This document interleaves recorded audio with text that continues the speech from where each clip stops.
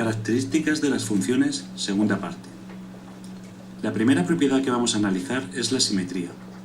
Las funciones pueden tener simetría axial respecto al eje de ordenadas o simetría central respecto al origen de coordenadas. Decimos que la simetría es par cuando la función adopta el mismo valor para dos valores de la variable independiente de signo contrario. Es decir, cuando f de 2 es igual a f de menos 2.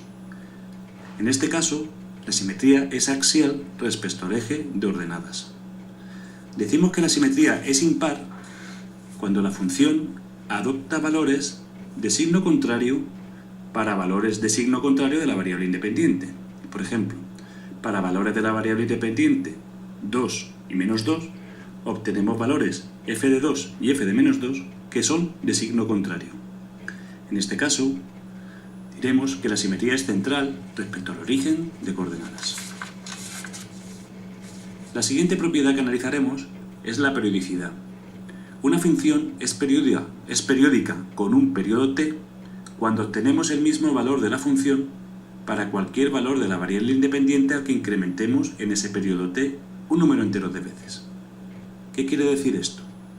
Que si una función vale 2 para x igual a 5 y tiene un periodo t igual a 10, también valdrá 2 para todos aquellos valores de la x a los que vayamos sumándole 10. Es decir, si hemos visto que vale 2 para x igual a 5, también valdrá 2 para x igual a 5 más 10, es decir, 15, para 25, para 35, etc. A la hora de analizar funciones, estudiaremos distintos puntos característicos y otras propiedades. Vamos a comenzar analizando los puntos de corte con los ejes y el signo de la función. El punto de corte con el eje de ordenadas se obtiene cuando el valor de la variable independiente es 0. Por tanto, entrando con x igual a 0 en la función, nos dará un valor f de x o f de 0, que es el punto de corte con el eje de las y.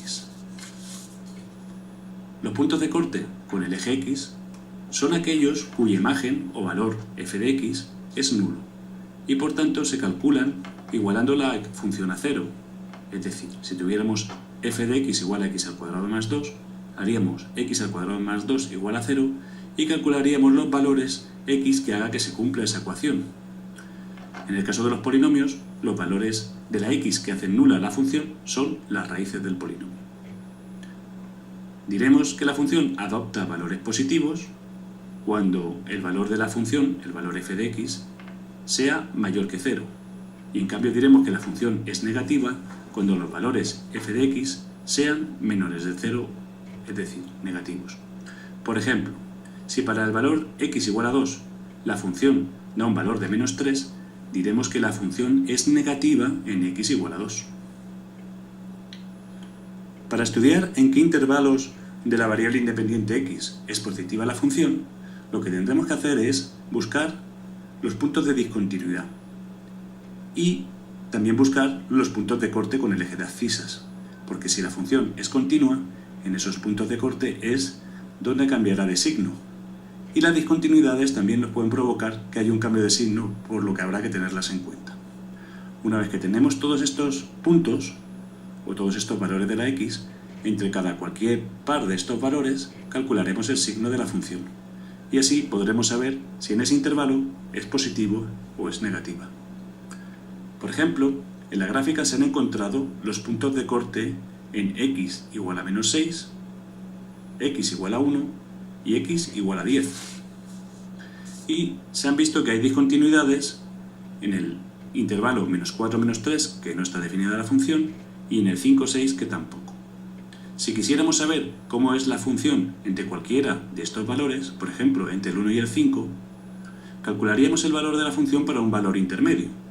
Entre 1 y 5 podríamos tomar el 3, que nos da un valor de la función f de 3 igual a 1, y que por tanto nos dice que la función es positiva en ese intervalo 1,5, dado que en ese intervalo no hay discontinuidades y no se cruza el eje de las x, porque no hay ninguna raíz. Si tuviéramos que decir dónde es negativa la función, diríamos que lo es en el intervalo menos 9, 6, unido con el menos 3, 1 y unido con el 10, 11. Otra característica de las funciones es el crecimiento y el decrecimiento. Debemos entender que una función crece cuando al aumentar el valor de la variable independiente, del valor de la x, aumenta el valor de la función, es decir, que al avanzar hacia la derecha subo. Por contra, diremos que es decreciente si al aumentar el valor de la x, la función disminuye, es decir, que al avanzar hacia la derecha lo que nos encontramos es que la función baja. La forma de expresarlo es que para valores x1 y x2 de la variable independiente, donde x2 sea mayor que x1, es decir, donde x2 esté a la derecha de x1, obtenemos que f de x2 es mayor que f de x1, y en ese caso decimos que es creciente. Si por el contrario f de x2 fuera menor que f de x1, diremos que es decreciente. En esta gráfica vemos claramente cómo decimos que es creciente si al avanzar en el eje de las x sube la función, y que es decreciente cuando por el contrario baja. A la hora de decir dónde crece y dónde decrece esta función, escribiremos los intervalos de la variable independiente x donde ocurra esto. Por ejemplo, en este caso diremos que decrece en el intervalo comprendido entre -1 y 0,67. Los puntos donde las funciones cambian de crecer a decrecer se llaman máximos relativos, y los de cambio de decrecer a crecer se llaman mínimos relativos.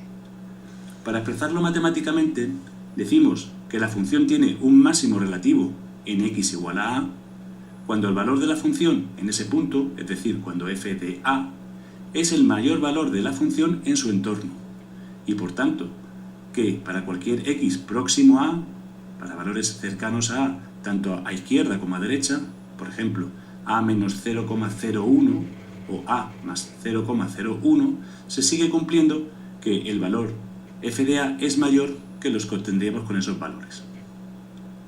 Hablamos, en cambio, de máximos y mínimos absolutos como aquellos valores de la variable independiente que nos aportan el máximo valor de la función en todo su dominio.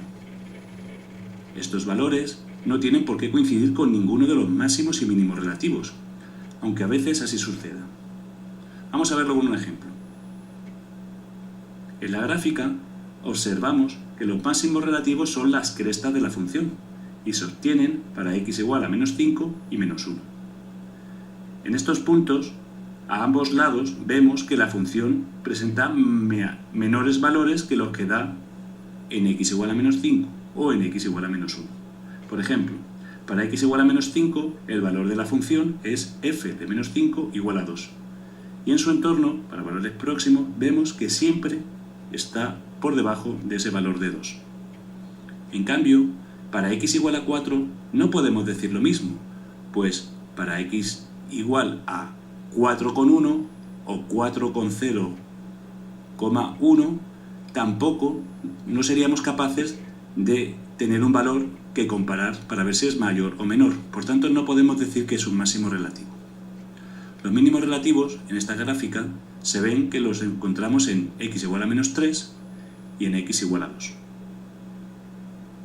A la hora de calcular máximos y mínimos absolutos, buscaremos los valores máximos y mínimos del recorrido.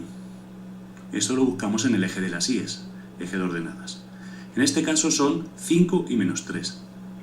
Diremos que el máximo absoluto está en x igual a 4 porque es en x igual a 4 donde la función alcanza su máximo valor de 5. Y en cambio que el mínimo absoluto está en x igual a -3, pues es allí donde la función tiene su valor mínimo, que es -3. Como podemos observar, el mínimo absoluto en esta gráfica coincide con uno de los mínimos relativos, pero en cambio el máximo absoluto no coincide con ningún máximo relativo. La siguiente característica importante de las funciones son las asíntotas, que son aquellas rectas a las que se va acercando sin tocarla la función cuando se acerca a valores determinados. Las asíntotas pueden ser verticales. Cuando al acercarnos a un valor de la x fuera de su dominio, la función se acerca a una recta vertical, ya sea para valores positivos hacia más infinito o valores negativos hacia menos infinito. En la gráfica del ejemplo, x igual a 2 no pertenece al dominio de la función, y conforme nos acercamos a ese valor, por la izquierda, la función se hace más y más negativa, aproximándose a menos 1, a menos infinito, pero sin llegar a tocarlo. En cambio, al acercarnos por la derecha, la función se hace más y más grande, aproximándonos a más infinito. Nos iremos acercando a la recta sin tocarla. Por ello decimos que x igual a 2 es una asíntota vertical. Las asíntotas también pueden ser horizontales, cuando para valores infinitamente grandes, ya sean positivos o negativos, la función se aproxima a un valor concreto, es decir, que su imagen f de x se acerca a un valor y. En la gráfica, para valores muy grandes positivos de la función se acerca a 1 y para valores muy negativos se acerca también a 1. Por tanto diremos que y igual a 1 es la recta asíntota horizontal. Finalmente, la tendencia puede ser que para valores muy grandes o muy pequeños la función se vaya acercando a una recta que no sea ni horizontal ni vertical. En este caso, diremos que esa recta es una asíntota oblicua y como tal recta cumplirá con la ecuación general de la forma y igual a ax más b, pudiendo la función acercarse por arriba o por abajo a esta recta. En el ejemplo de la gráfica, para valores muy grandes negativos, siempre estaremos por debajo de la recta, aunque conforme nos vayamos acercando a valores más grandes negativos, cada vez estaremos más cerca de ella, sin cruzarla. Para valores positivos muy grandes, siempre estaremos por encima de la recta y cada vez también más cerca de ella sin cruzarla.